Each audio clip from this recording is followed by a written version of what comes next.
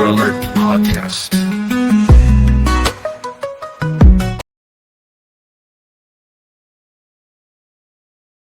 Apparently my intro video just, refused to play, which if you watched part 1, it's the exact same one, so it probably doesn't really matter. Anyway, if you didn't watch part 1, if you've not watched this before, this is the Amber Alert Podcast. I am your host, Amber Starkey, and it's a great day to be alive. It's a great day every day to be alive. If you don't think so, I hope you have a better life, and knowing Jesus Christ will give you a better life. So we'll get into that in part 3 of this episode. I always save the Bible for last, save the best for last. I'm going to get into the Bible a little bit in this part, which is part 2. And the reason why is because I want to talk about the subject of dragons. Yes. I feel like a little bit of a nerd and a weirdo, because I remember when I was like 16, 17, I remember being at the beach right after school let out. It was when I lived in South Carolina, and we went to Myrtle Beach, and my siblings and I and one of my cousins, we met this freaking weirdo. I don't remember his name, but I do remember that he thought he was a dragon. Like literally had dragon tattoos. I think he gave himself a weird dragon name. He was absolutely convinced that dragons are real, and he just was a freaking weirdo. So when I talk about this, I have to think of him, and it makes me feel like a weirdo. However, sometimes we do have to let go of, we have to question the official narrative on some things. And the reason why is because we know at this point in time, the government doesn't tell us the truth. You can't trust the education system.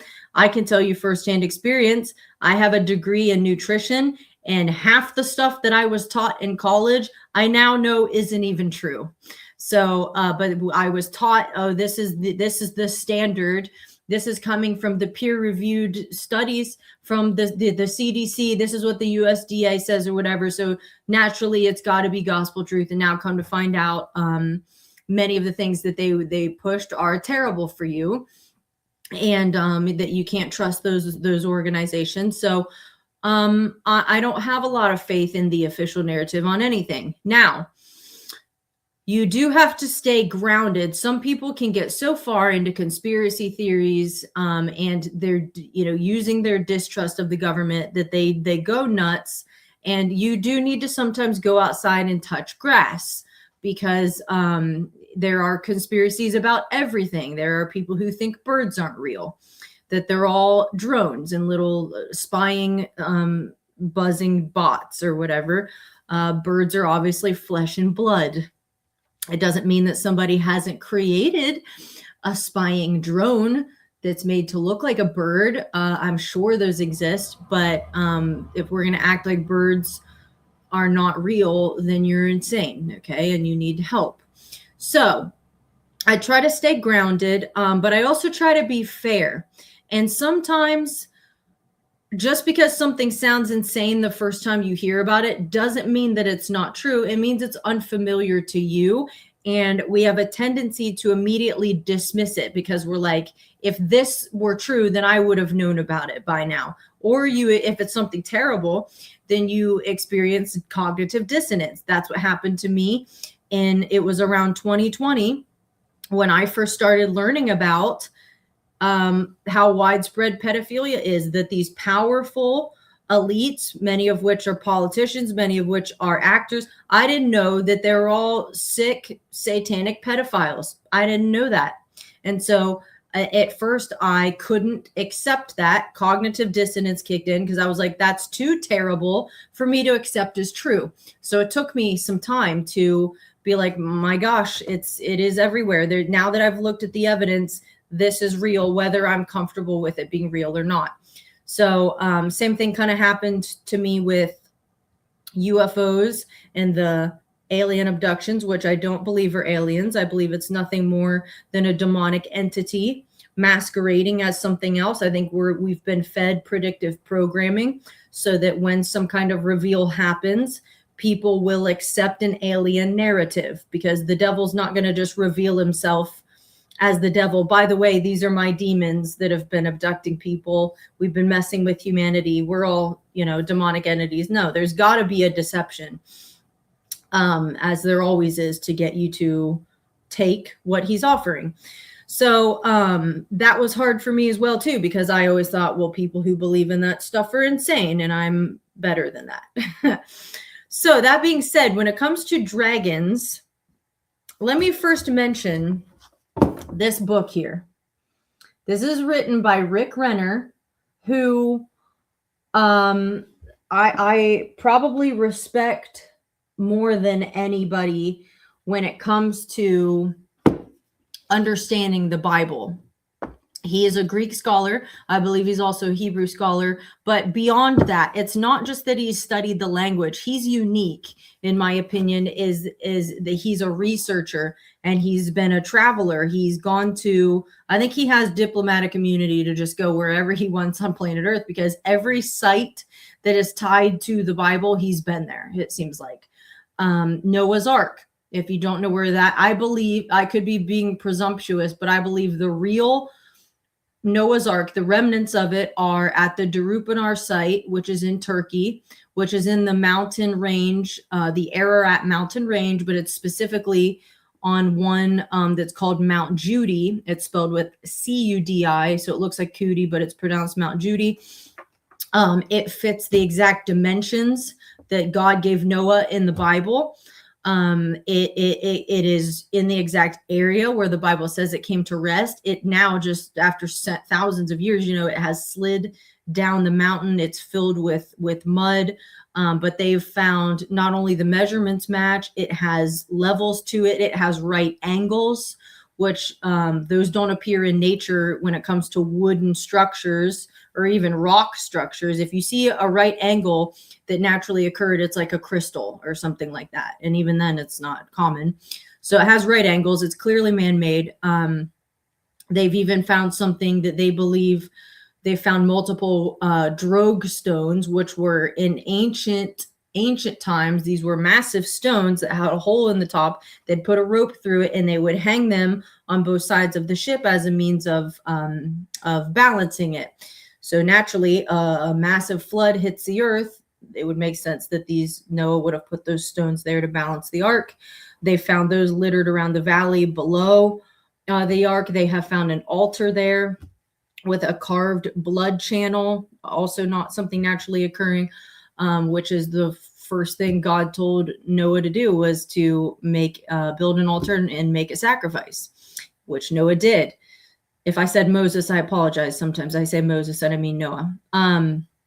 So anyway, I think that is in fact Noah's Ark. Rick Renner details it in this book. No one has studied it more than he has, I don't think. But what's interesting about this book, and again, Rick Renner, if you've never listened to him or you don't know who he is, he's not at all a fanatic. He's like serious and he's very studious. He's very intellectual. He is anything but a conspiracy theorist or like a fringe, just like out there person. That is not at all Rick Renner. He is very, very, he's scholarly. You know what I'm saying? So when I read this book, I was like, wow, I didn't know any of this stuff, because most of the stuff he writes, no one knows except for him, because he found it, because he's a researcher and stuff. But getting back to dragons, what got me on this subject is I saw a video, and I'll play it. I'm gonna play two videos. Actually, what started this? I'll tell you what started it. Before dragons, I saw a video where a guy, he's like a fisherman or something, lives in Massachusetts, and he went live on TikTok, and he's like, bro, there's like a mermaid in the water or something. If I have the video, I'll play it. And it got me thinking about things, and I'm not saying that I believe this. I'm simply gonna play the the video if I can find it here. Yeah. There may be some cuss words, just heads up.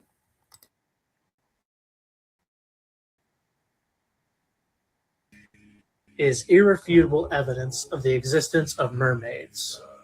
A little rich. Okay, I'm just kidding. It's not irrefutable evidence. It's just very strong evidence of the existence of mermaids. Check it out.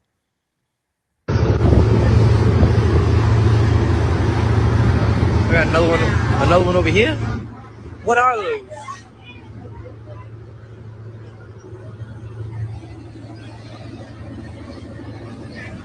What the fuck's going on?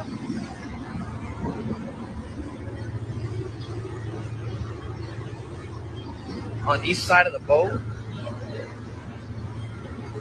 What are those trails called? What's something swimming fast underneath that water? Something swimming real fast underneath that water. I hear him. Where's she at? What the fuck is that noise, bro? What is that noise? Where are you?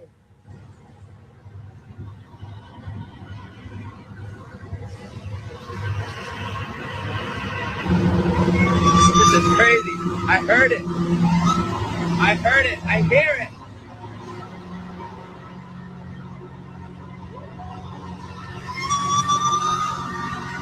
Oh my God. That's crazy. That's nuts. Okay.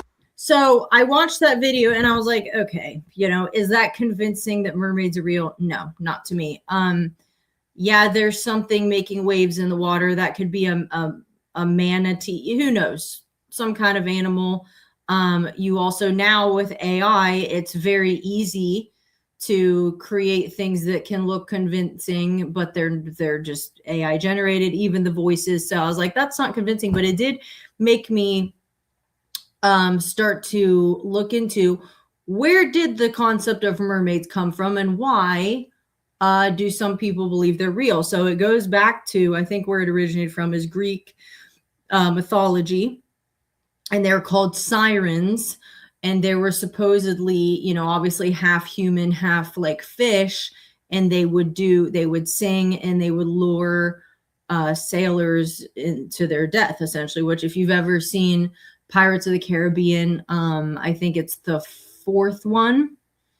So Keira Knightley's not in it. It has Penelope Cruz in it. And they go to Whitecap Bay and they get attacked by mermaids, which of course are like pretty and nice. So they lure the sailors in and then they attack them and they swim off with them. And I guess they kill you and eat you. So do I believe that mermaids are real? No, I don't. Now, what I do find interesting is that when you study, and this is something, again, Rick Renner pointed out in this book, who again is very scholarly and not at all fringe in any way. He simply is, he's just studious and he's a researcher. So he pointed out that pretty much every ancient culture and every religion out there, even ones that exist today, almost all of them have the same like beginning story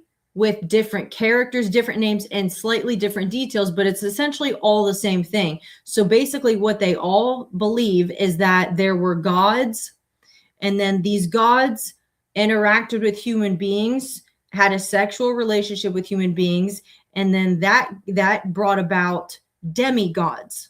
You've heard of Thor. Thor is a demigod if you've seen the Marvel movies. So Greeks had their own, Romans had their own, Egyptians even, same thing, even Native Americans here in the Americas. Many of them all kind of had, again, their own characters, but it's essentially the same thing. There are gods, and then there's this human relationship, and then there's some kind of offspring that comes out of that that's like a demigod, like a hybrid. So what's interesting about it is it's loosely exactly, it has roots in truth from what happened in Genesis 6. If you don't know what happened in Genesis 6, it says the sons of God saw that the daughters of men were beautiful. Sons of God, the word there in Hebrew is B'nai Ha-Elohim, which was never in scripture used to describe human beings. It always was used to describe something angelic, something divine. So B'nai Ha-Elohim, sons of God, was divine, fallen angels, not the good guys, fallen angels. The book of Enoch expounds on Genesis 6 and goes into further detail that these were called the Watchers, and they abandoned their position of authority. They came and did something unthinkable with human beings, which was a tremendous corruption of God's creation, of God's order and design and intent. And then if you read in the book of Jude, it mentions the book of Enoch, and Second Peter is also very similar to Jude, and it talks about that those angels are chained in gloomy darkness.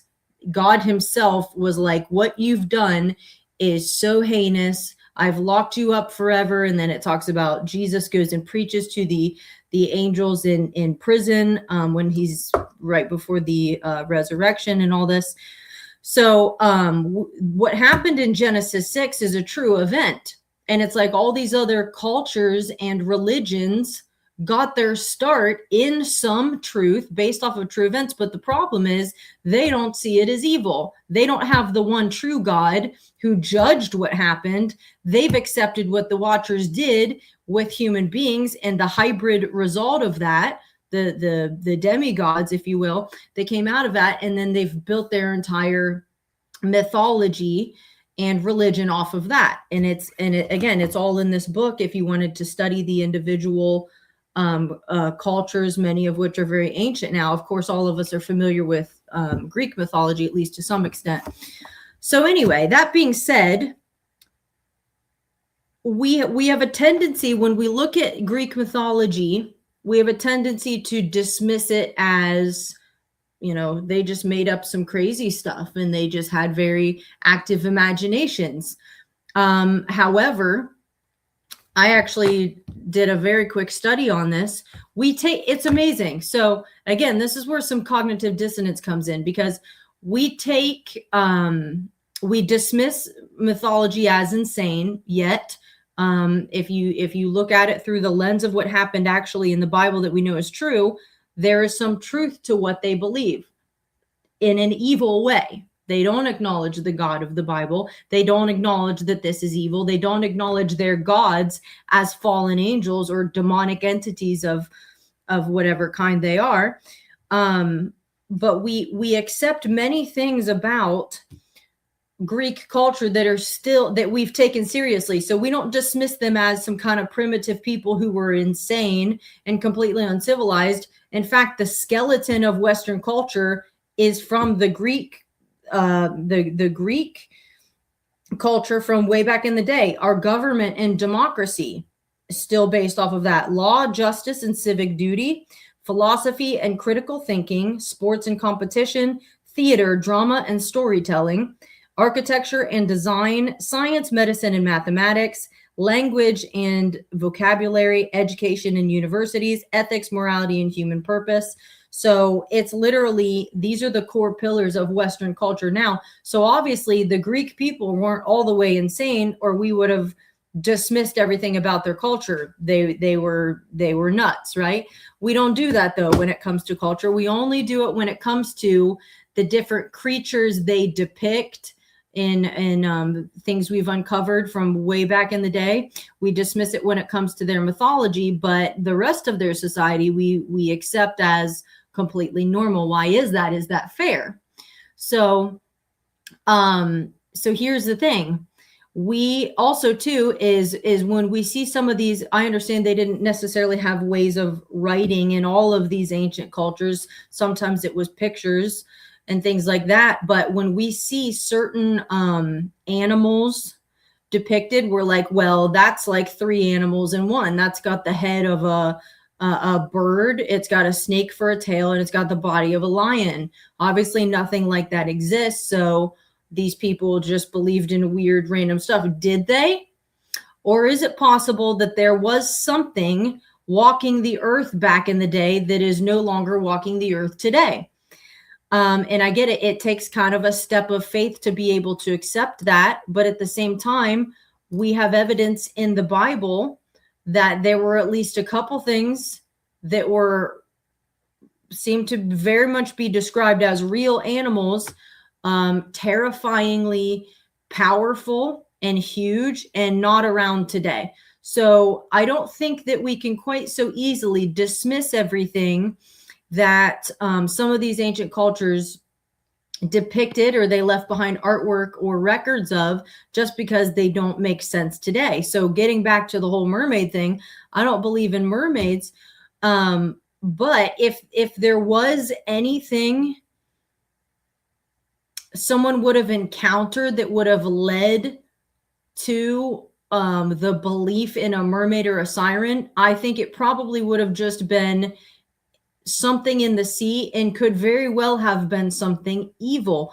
When in Genesis 3, when God curses, he curses the serpent, and then he tells Eve what her punishment is, and then he tells Adam what his punishment is, and he says a curse has come on the land.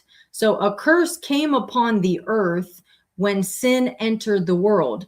So I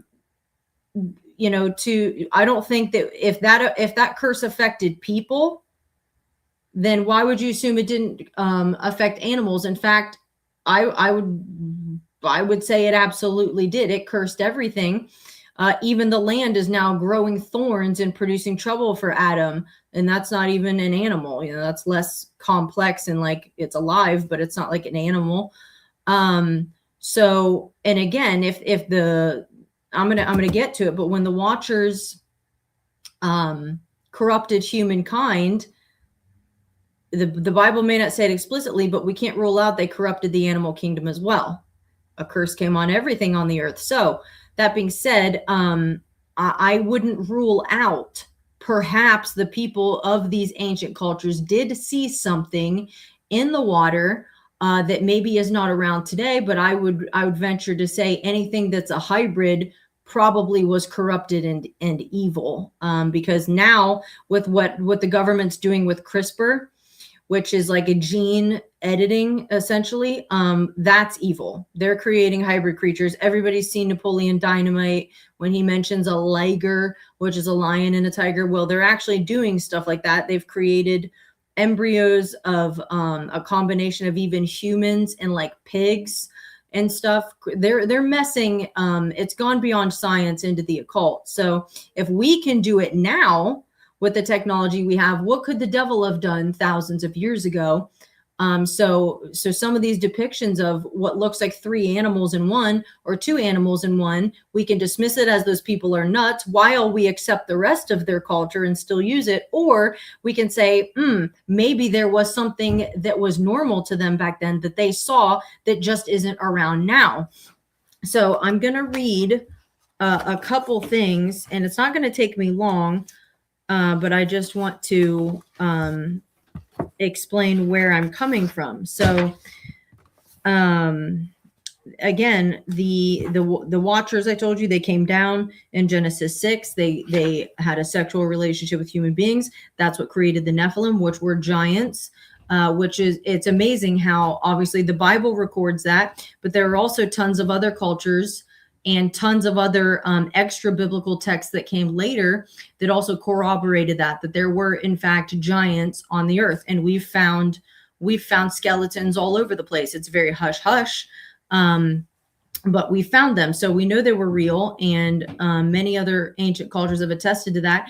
And they also had terrible qualities. They were terrible to the hearing, terrible to the sight, terrible to smell them. They were cannibals. The Native Americans in America told settlers that they were sexually deviant. They were violent.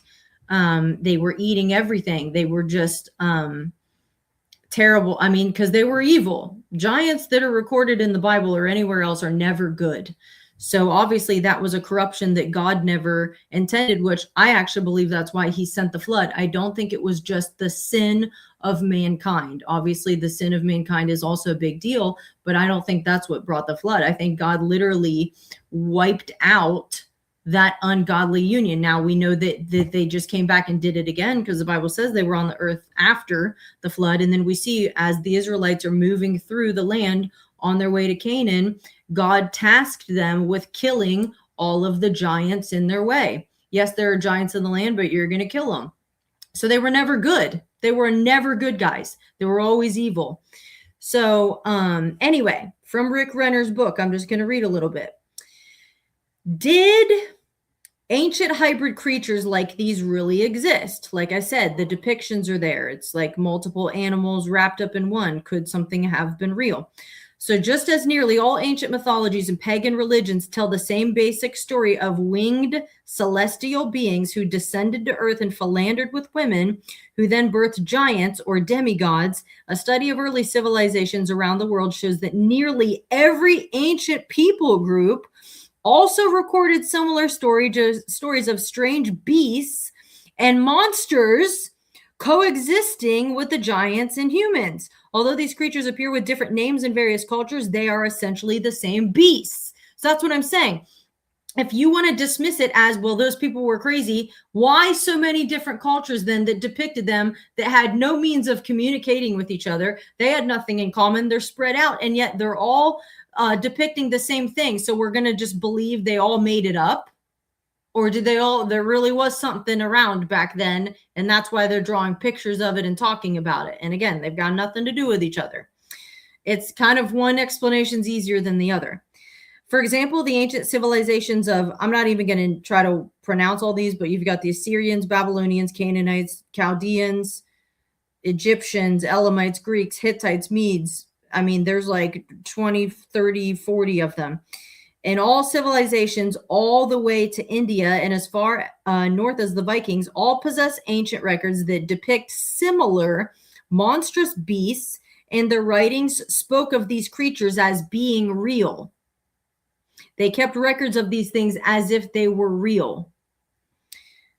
Representations of all these monstrous creatures and numerous others can be found in cave drawings, primeval structures and formations, stone tablets, and in a sundry of ancient artifacts. Again, although they have different names in the records of various ancient cultures and religions, they are essentially the same creatures, which I said is also like their origin story, their religious beginnings. It's all the same story. It's all these gods having sex with human beings and creating demigods, which is fallen angels, human beings creating demonic hybrids. It's the same thing.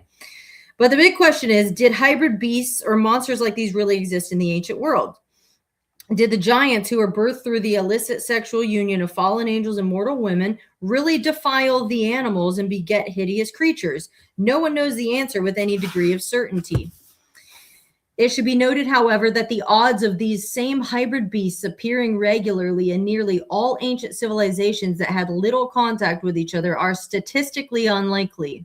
Furthermore, the chances of these stories being told so consistently without a thread of truth behind them is nearly zero. So now we're just getting into odds. As I previously noted, some have wrongly concluded that these ancient civilizations were simply primitive people with wild, overactive imaginations. However, many of these early cultures are still impacting our lives today by their innovations. Like I said, Greeks and even Romans you could throw in there. These are the same people who developed logic, philosophy, poetry, history, science, mathematics, literature, art, and architecture. So rather than write these earlier civilizations off as merely having hallucinatory revelations, remember that many were intelligent cultures who documented all kinds of history that is considered reliable by archaeologists and historians today. Why would they be considered reliable in many of their historical records, but discounted in what they wrote about monsters that they said once roamed the earth in the days before the flood? It's certainly something to think about. So that's what I'm saying, is it's actually unfair to accept that everything else they wrote about, they were serious and it was real, but all of a sudden when it comes to the animals or the creatures, monsters that they're depicting, certainly they just made that up and they weren't serious, that those things couldn't have been real. Well, why? It's kind of like when people talk about the actually Joe Rogan brought this up on one of his podcasts. He said, the Native Americans, they had they have all these names for all animals which are real, deer, rabbits, all animals we know are real. And then they have a name for Bigfoot, So we're supposed to all believe that they've lumped that in with all the other animals that they consider real, that we know are real, but that's just one they just squeezed in there, hoping no one would notice. Yeah, we don't actually think that's real. We just kind of made that up and threw it in there. No, they're convinced it's real. They've seen and encountered something, which I think Bigfoot is a demonic, maybe a modern Nephilim type thing. I don't think it's I don't think it's a flesh and blood, just woods dwelling animal. It's too elusive. You can't get good pictures. You can't get a good video. It doesn't act right. It's crossing the line between real and not real, which tells me it's spiritual. I think it can manifest in flesh and blood, but I don't think that it's at its core. It is. I think it's an example of like Genesis 6, where there's this crossover between the divine and the natural, and something physical can happen there. So now, that being said, I since I was looking into that, about what the Greeks believed and how they mentioned sirens, which again, I don't think mermaids are real, but I would not be surprised if when the curse came on the earth and the fallen angels had corrupted mankind, and if all the historical accounts are correct, that they also corrupted the animal kingdom, it would stand to reason you might have some kind of ungodly outcome. If the Nephilim themselves were an ungodly outcome, unnatural, other records indicate not only were they huge and giant, but they also had physical abnormalities. So actually, call me crazy, but I wouldn't even be surprised if the Cyclops, that was at Homer's Iliad or whoever it was that wrote about that, I wouldn't even be surprised if that was actually describing something real that people knew was a thing. It was a giant, which we knew the giants were real. So the problem is it had one eye. That could be just a physical abnormality, which apparently a lot of them had. So I wouldn't even rule that out. As crazy as it sounds. But again, you got to be fair, because you can't, if you're going to apply rules to manage the records that have been left behind, you're giving special attention to things that are unbelievable and saying, we throw those out. Why? Because we can't see anything like that today. Okay. Well, again, just because something may have been here thousands of years ago, but it isn't today, doesn't mean that it wasn't there. And again, if this stuff happened, much of what happened before the flood, that's an incredibly destructive event that would have washed away quite a bit of evidence. So now when it comes to dinosaurs, I don't believe the earth is like 65 million years old. I don't. Now, is it 6,000 years old? It could be. We don't know. But here's the thing. When God created Adam and Eve, he created them as adults. He gave them age to start with. So we can't rule out that he did the same thing with the earth. So it could technically, maybe he created it 6,000 years ago, but it could look much older because he created it with age. We don't know. The Bible's not clear on that subject. And I know lots of people disagree for different reasons. I know carbon dating, they've had issues with. It's not reliable, so you can't go by that. We don't really know, and that's okay. But I do know when it comes to dinosaurs, they, for the longest time, we were all led to believe that they had found human footprints alongside dinosaur footprints, but that's actually not true. Somebody made that claim, but as they've studied it further, they're like, we don't know that's a human footprint. In fact, it looks more engineered than it looks real. So humans and dinosaurs may not have been walking the earth at the same time. So what does that mean? I don't know. I don't know if that means there's a bigger gap in I don't even know if God intended for dinosaurs to be created. I don't know. That dinosaurs, again, let me just read I'm going to pull up Genesis 6. I'm not going to put it on the screen, but I am just going to read a little bit of it to you out loud as I think. So it starts out, it says, when man began to multiply on the face of the land and daughters were born to them, the sons of God saw that the daughters of man were attractive, and they took as their wives any they chose. So that's where your B'nai Ha Elohim comes in, which is the fallen angels. So then the Lord said, my spirit shall not abide in man forever, for he is flesh. His days shall be 120 years.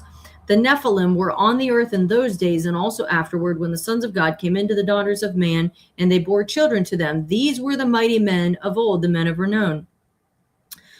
The Lord saw that the wickedness of man was great in the earth, and that every intention of the thoughts of his heart was only evil continually. And the Lord regretted that he'd made man on the earth, and it grieved him to his heart. So the Lord said, I will blot out man, whom I have created from the face of the land, man and animals and creeping things and birds of the heavens, for I am sorry that I have made them. But Noah found favor in the eyes of the Lord. So notice it wasn't just man. He's like, I'm wiping out everything, which tells you corruption came on the whole earth. So I don't know if, obviously sin entered the world when Adam and Eve allowed it. So, or that's what it sounds like, right? That brought the curse on the earth. Now, Satan obviously had sinned before Adam and Eve did, and he got himself thrown out of heaven. So we don't know how much time went by from the time Satan gets kicked out of heaven to the time that he entices Adam and Eve to sin. Was he able to corrupt anything in the meantime? I'm guessing no, simply because Adam and Eve had dominion of the earth. Now, if there's a gap before anything was created, then I don't know. Did Satan have the opportunity or the authority to corrupt anything, or was the sin literally all just bottled up in him and his fallen angels? I don't know. This is where the questions come in. So when it comes to dinosaurs, were they animals that God created, or were they God knows what, some kind of animal of some kind that came under the corruption of sin, and something very violent was the outcome of that? I don't know.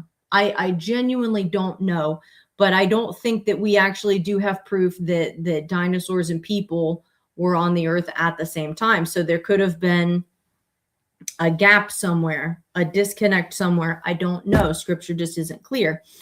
But anyway, as I was looking into this, and I told you I'm going to get to dragons, I stumbled across a couple of videos, and apparently there are people out there who are convinced that dinosaurs were never real.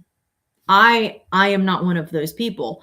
I understand there are fossils all over the place, and some of them are they're like actual whole skeletons that are completely preserved, where we don't even have to put pieces together. We can just tell what it was. So I don't deny that dinosaurs existed. I think it's pretty obvious they did, but there are people who believe they weren't dinosaurs. They actually were dragons. However, I'm not going to rule out that dragons were real either, because again, many ancient cultures wrote about them. They depicted them. They understood them to be real. And again, cultures that had nothing to do with each other, and they were not in contact with each other. So I make room that there were dragons. The Bible talks about Leviathan, which I'm going to read about it. Now, this one, God said he created. So this wouldn't have been a corruption the Nephilim somehow brought on maybe an everyday animal that was normal until some kind of defilement, created something ungodly. God says he created this. So I'm just going to, I used to wonder about this when I first noticed it in the book of Job, because it's mentioned, I think, somewhere in the Psalms as well. But I was like, what the heck is a Leviathan? And the way it's described is, you tell me, but it doesn't sound like anything but a dragon. And God's talking about it like it's a real thing. So in verse 41 of the book of Job, can you draw out Leviathan with a fish hook, or press down his tongue with a cord? Can you put a rope in his nose or pierce his jaw with a hook? Will he make many pleas to you? I don't know if that means it could talk. I don't know. Will he speak to you with soft words? Sounds like this thing can talk, which is, I don't know what to do with that. Will he make a covenant with you to take him for your servant forever? Unless God is saying that, is he going to talk to you? Of course not, because he's an animal. I don't know. I don't know what this means. We're going to study together. Will you play with him as with a bird, or will you put him on a leash for your girls? Will traders bargain over him? Will they divide him among the merchants? Can you fill his skin with harpoons, or his head with fishing spears? Lay your hands on him. Remember the battle. You will not do it again. So this was a terrifyingly powerful creature. Behold, the hope of man is false. He is laid low even at the sight of him. So he's like, people freak out when they see this thing. No one is so fierce that he dares to stir him. That sounds like a dragon sleeping that no one wants to wake up, but I've also seen The Hobbit, so I might be biased. Who then is he who can stand before me? Who has first given to me that I should repay him? Whatever is under the whole heaven is mine.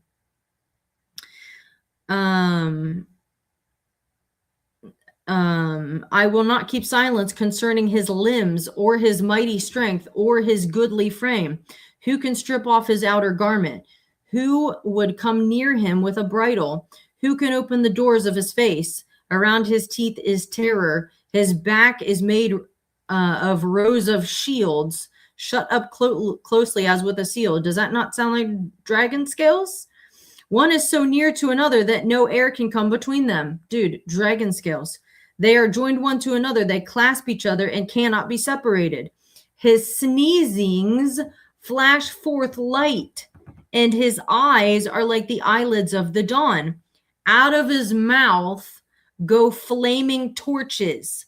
Sparks of fire leap forth. So he's now breathing fire. Out of his nostrils comes forth smoke as from a boiling pot and burning rushes. His breath kindles coals, and a flame comes forth from his mouth. In his neck abides strength, and terror dances before him. The folds of his flesh stick together, firmly cast on him and immovable. His heart is hard as a stone, hard as the lower millstone. When he raises himself up, the mighty are afraid. At the crashing, they are beside themselves. Though the sword reaches him, it does not avail, nor the spear, the dart, or the javelin. He counts iron as straw and bronze as rotten wood. The arrow cannot make him flee. For him, sling stones are turned to stubble.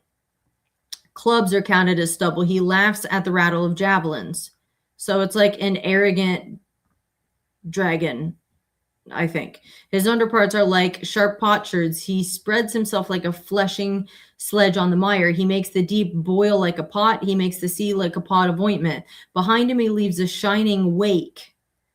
One would think the deep to be white-haired. On earth there is not his like, a creature without fear. He sees everything that is high. He is king over all the sons of pride. So it sounds like, and it sounds like a literal dragon, but it also sounds almost like it has personality beyond what an animal has. So I don't know if this, did God make some kind of dragon creature and then the corruption of sin came on it? Again, the Satan is one of his names is he's the great dragon. Revelation refers to Satan as the great dragon. He's been he comes down in a fury, and I'm gonna read that too, but I might read that now before I go back to the other thing, because there's another creature a chapter before in Job that is talked about, and it also sounds like some massive, powerful creature that doesn't match description for anything that we know of today. So here's the thing. I just don't think that we can dismiss some of this stuff. Again, that records were kept by people who were responsible with record keeping. who built civilizations, which again are the bones of the civilizations that we still have today. So why all of a sudden do we think they're insane when they're describing creatures that we just don't know about today? So you have, again, the Bible, again, I think that sounds like the description of a dragon. Other ancient cultures wrote about them, drew pictures of them, clearly considered them to be real. I'm guessing if they were a thing now, they would fall into the reptile category, same as dinosaurs. They would have been kind of their own thing, but probably would have gone into the reptile category, which is just interesting. Satan took the form of a serpent, a snake. He's also referred to as a dragon. It's almost like there's a curse on the reptile classification, the animals that fall into that scientific category. One other thing too, which I'm going to read this in part 3 when I get to the Bible, but I do want to mention, because I think I have it here, because it's just interesting. And this is something that science supports. So look at this. This is in Genesis 3, right after when God finds out that they sinned, and he talks to Satan. He says, the Lord God said to the serpent, because you have done this, cursed are you above all livestock and above all beasts of the field. On your belly you shall go, and dust you shall eat all the days of your life. Now, pause. Do you know that scientifically, so both evolutionists and creationists are in agreement. Scientists have studied and they have found that snakes appear to have at one time had legs. Because now I don't know that every kind of snake does, because there are tons of them, but at least the bigger ones like the boas and that kind of family, they have some kind of like cavity that appears they used to have legs at one time. So I find that interesting. Of course, when the evolutionists look at that, they say, oh, see, that's proof of evolution. These snakes have evolved from some earlier reptile ancestor, and they just don't have their legs anymore. But the funny thing is, even when snakes are like in their embryonic stage or whatever, they start to grow legs, but they just never quite grow. But it's like all of the necessary components are there, but the legs just don't grow. So as a creationist, someone who believes the Bible, when I hear that, I go back to this. He said to the serpent, because you've done this, cursed are you above all livestock and above all the beasts of the field.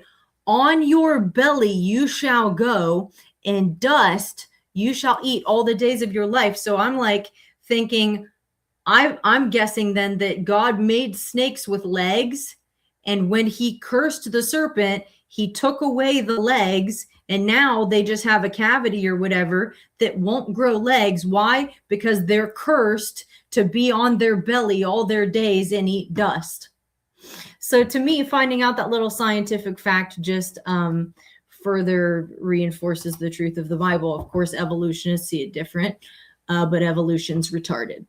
Then you can't support it. Anyway, back to this. So,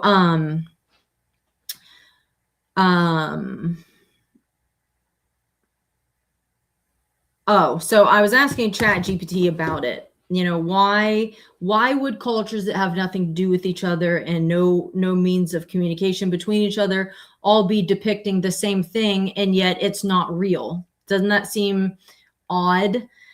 And so she was, arguing with me from whatever point of view she has, being a bot owned by demonic people, probably, that, she thinks that they were chaos beings.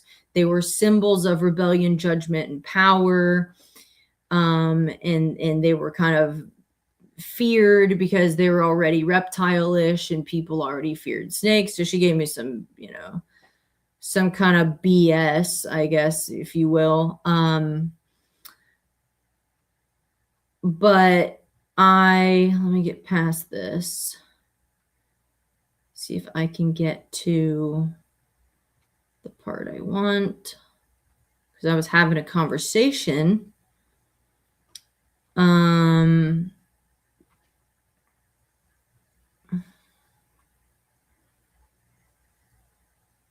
Oh, I know. The other thing she mentioned is in the book of Genesis, when it says God created the sea creatures or monsters or great serpents. So, you know, and again, if God created Leviathan, it could have, you know, just been some massive dragon-like creature living in water. But I don't know why it seems to have personality or even the ability to talk, if I'm understanding that right, later on in the book of Job.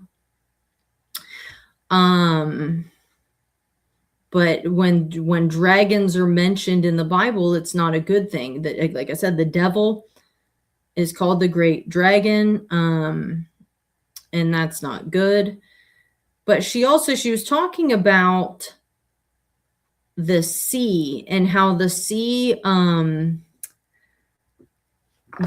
is kind of representative of chaos and whatnot. And then she did make a good point. Obviously, it's Chat GPT, so when it comes to the Bible, sometimes you got to take it with a grain of salt because she's not a theologian, and she might even be satanic. But there are interesting things she can tell me about the original language, stuff I wouldn't know because I don't know ancient Greek or Hebrew. But she mentioned how, you know, at the end, it says in Revelation that the sea is no more. And she was saying how, you know, there's nothing wrong with the sea itself, but it did represent chaos and things like that. And then obviously, you know, God is going to settle everything and there's no chaos anymore. I wish I could find that specific part. Because I that would have been interesting to read. But anyway, I will get to the other creature. I am going to play a couple videos. Again, I mentioned people think dinosaurs were not real. I'll just do those now. People think dinosaurs weren't real, and they think that every dinosaur fossil or skeleton that we have was actually a dragon. But here's the thing. I don't know why anyone would want everyone to think that. What purpose does it serve, and who does it benefit to convince everybody that dinosaurs were real and you're hiding the fact that dragons were? I don't know what agenda would be behind that. Knowing that dinosaurs existed doesn't keep me from believing the Bible. And even if I knew, even if you found evidence that dragons existed, doesn't keep me from believing the Bible. So I don't understand what the agenda would be. So I'll play these videos. They're very, very short, but I want you to see what I saw that people like believe this.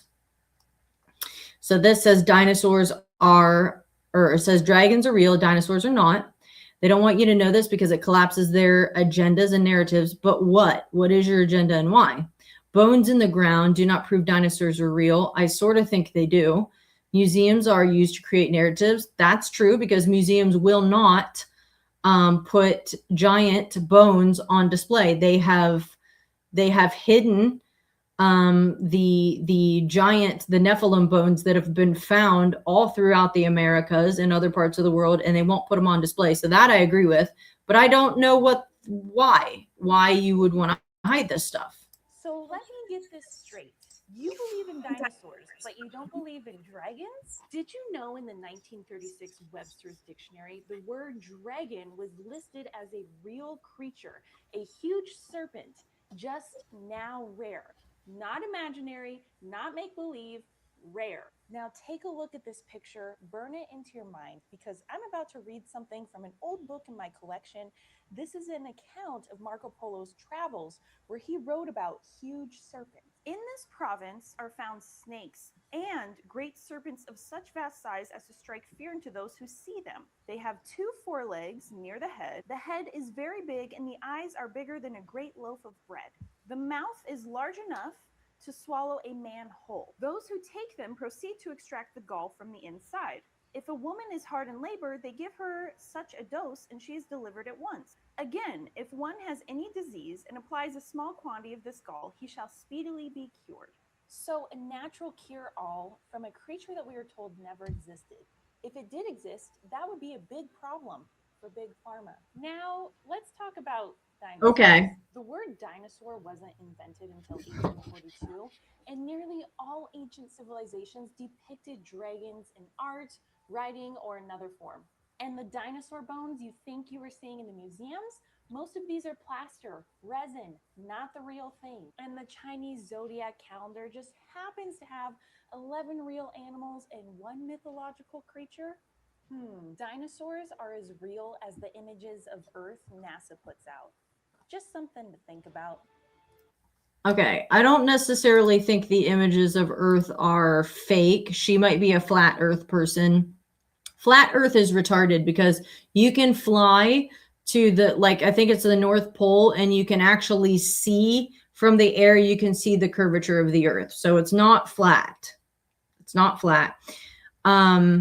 I see what she's saying about Big Pharma. So, okay, I'll give you that. That would be one reason. But again, if dragons aren't around now, does that matter? So I don't see why dinosaurs can't have existed. I don't see what purpose like that serves. And I don't think that they're all plastic and resin. I think that would be very elaborate. That'd be a super elaborate like hoax to plant fake resin and plastic bones, under layers of sand or earth, and then have archaeologists dig them up and assemble them. I don't buy that. I think dinosaurs were real. I do. I also think dragons were real. Because like she said, the calendar, which zodiac is kind of demonic, but it wouldn't make sense to fill it with all real animals and one mythological one. And again, there's Leviathan from the Bible. We know that thing was real. Whether you want to accept that was a dragon or not, sounds like one to me by the description. So I think they were real. I don't know what happened to them. I don't know if, Job obviously came along after the flood, I believe. They think that he may have lived about the same time Abraham did. So that would be after the flood. So the flood wouldn't have wiped them out unless God is referencing something from earlier that Job would have been familiar with when he's talking about Leviathan. I don't know. Could be God allowed something to go extinct because it was violent and it was a problem for people. Not that we don't have man-eaters today, but there's not, again, you see the movies about the Jurassic Park movies about a dinosaur gets loose and then it can wreck a whole city because it's huge. Obviously, we have weapons now that would take care of something like that. I shoot a bazooka at it, whatever, it'll be over in a minute. But back in the day when people didn't have those kinds of weapons, maybe God did allow something to die out as a means of just protecting people. Why? Because violence increases on the earth when sin increases. And in the book of Isaiah, and it talks about when things get renewed, it's like something about the lion will lie down with the lamb, and there will be a child there playing with them. So I think God, yes, he created many different animals, but he, before sin entered the world, everything was meant to coexist peacefully. So when sin came on the earth and corrupted the whole earth, that probably turned what were once peaceful relationships into violent ones. So I wouldn't be surprised if there were just certain animals or things that were too violent and too much for people to deal with. Obviously, people is what God cares about most. So I wouldn't be surprised if he removed something for the sake of it not eating people and they had no way to fight it. Like it said, you can't throw a harpoon at it. It's not going to get through the scales. Anyway, let me play the other video. It's also very, very short.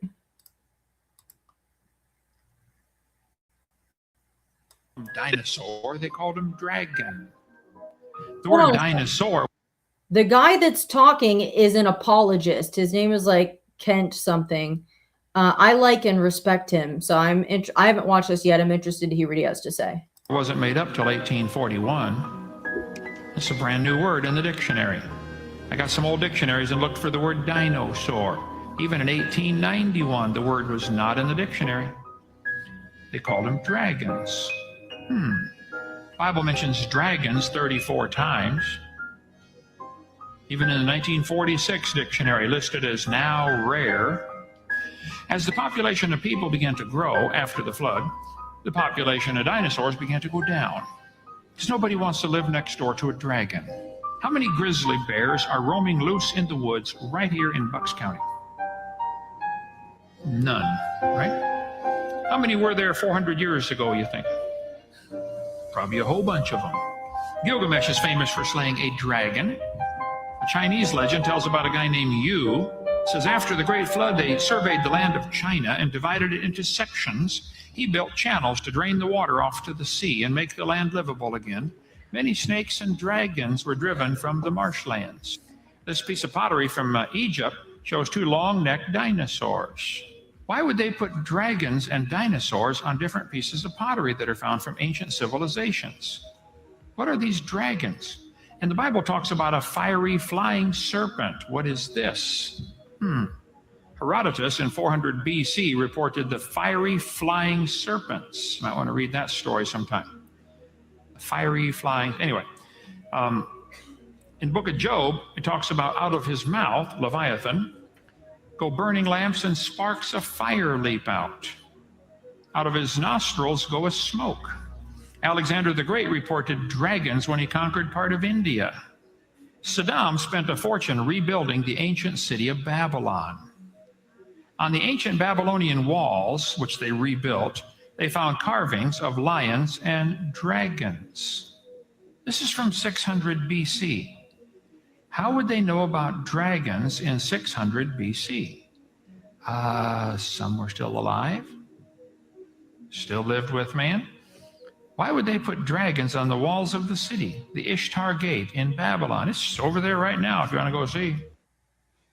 All right. So now, again, I respect that guy. I trust him. I think he's honest. So I do agree. Dragons were real. How they died out or when, we don't know. Could be that people advanced. Maybe it took an advance in the weapons that people had to take them out. Maybe it was something God allowed. I don't know. But I'm still not convinced about dinosaurs. I'm just not. If you have compelling evidence that it is all some elaborate hoax because they don't want us to know that the dinosaurs were actually dragons, then send it to me and I'll watch it and I'll keep an open mind. But I don't buy that. I do buy that dragons were real. Again, Bible mentions one. But it seems very negative, again, the whole, well, God said, cursed are you above all livestock, which was the serpent. So if dragons are in the same family as a serpent, then you're kind of cursed as well. So I actually wish snakes had gone away too. I would be, that's why if I see a snake, when people say that, oh, that's a good snake, you want those around, they'll eat mice. No, there's no good snake. They're all little Satans. And if I see one, I'm going to come out with kerosene and fire and I'm sending it back to hell. I don't want it around me. I wish they had gone away as well. They're terrible. Absolutely the worst. But anyway, I mentioned one other Bible creature that is not a dragon. It's not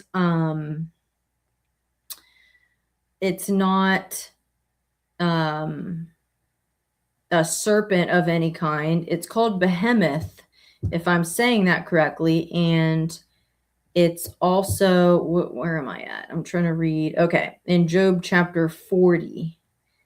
So this is, okay. This is right before the chapter on Leviathan. So it says, behold, Behemoth, which I made as I made you. So here is God acknowledging that this creature he's about to describe, he made. So this can't be, well, you know, Satan doesn't even have creative authority. All he can do, he doesn't have creative power. All he can do is corrupt what God made. So even then, you know, of course God made it, but anyway, behold behemoth, which I made as I made you. He eats grass like an ox. Behold his strength in his loins and his power in the muscles of his belly. He makes his tail stiff like a cedar. The sinews of his thighs are knit together.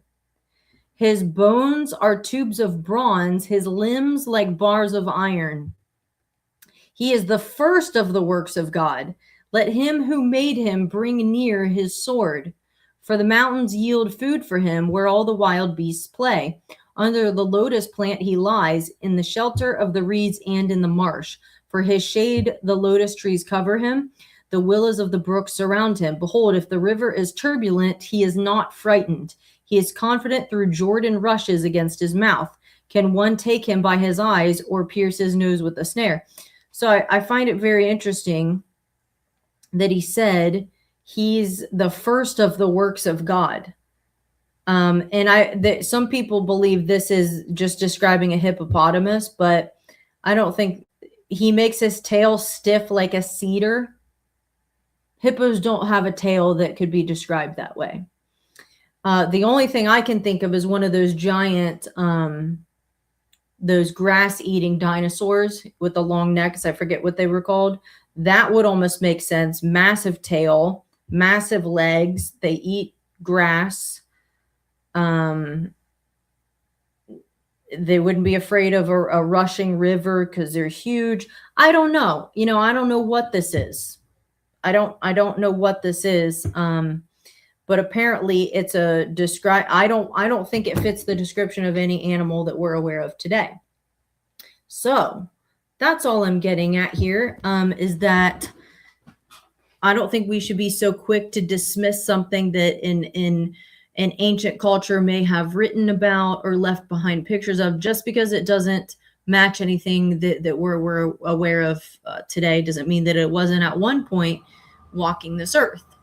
So now that I have found out people don't believe dinosaurs are real and that it's all made up, now I want to go down the rabbit trail and see if there's any evidence I can dig up of people planting fossils, because right now I don't buy it. I think they're real. I think I don't think they're plaster and resin that the people have buried. You know, and again, the fact that the word dinosaur wasn't coined until later. Okay, people have to, every word got coined at some point. You know, just because it didn't come about until 1842 doesn't mean the dinosaurs weren't real. It means they were called something else. And maybe they were confused with that of a dragon or something. I don't know. But anyway, that's it. Something to think about, something to study if you're interested in that type of thing. I'm now interested in it. I never thought I would get to a point where I would accept dragons were real, but I hadn't really read Job and considered that description sounds exactly like a dragon. I wasn't fair. When considering what ancient cultures have written about, I dismissed it as these are mythological, which really doesn't make sense, because if they wrote about everything else that they considered real, why just this one thing mixed in with all the others that we're supposed to take as mythological? Doesn't make sense. So that's it for part 2. This was our middle portion, our conspiracy theory or whatever. I'm going to go ahead and end this live stream. And then in about 5 minutes or so, I'm going to start a third one, which is going to be part 3. And we're going to get into the Bible, which is my favorite. I know we've been in the Bible a little bit, but we're going to talk about a different subject. So I'm going to end this. If you want to be here for part 3, join the new live video that I'll be starting in about 5 minutes. All right. Goodbye.